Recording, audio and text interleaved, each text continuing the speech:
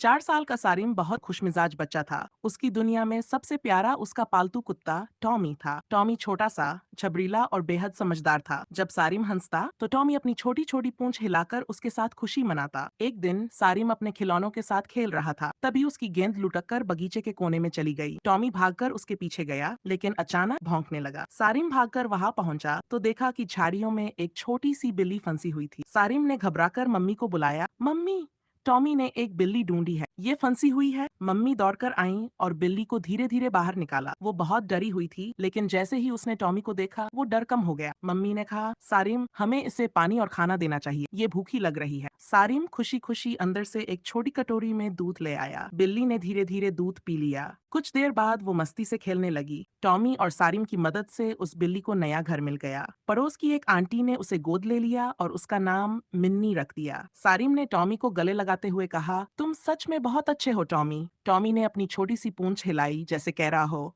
हम दोस्त हैं और दोस्त हमेशा मदद करते हैं। प्यारे बच्चों, अगर हमें किसी की मदद करने का मौका मिले तो हमें जरूर करना चाहिए। छोटे छोटे काम भी किसी की जिंदगी बदल सकते हैं। अगर आपको यह कहानी पसंद आई हो तो हमारे वीडियो को लाइक, शेयर और चैनल को सब्सक्राइब करना न भूलें, ताकि हमारी नई आने वाली वीडियो आप तक आसानी से पहुंच सके।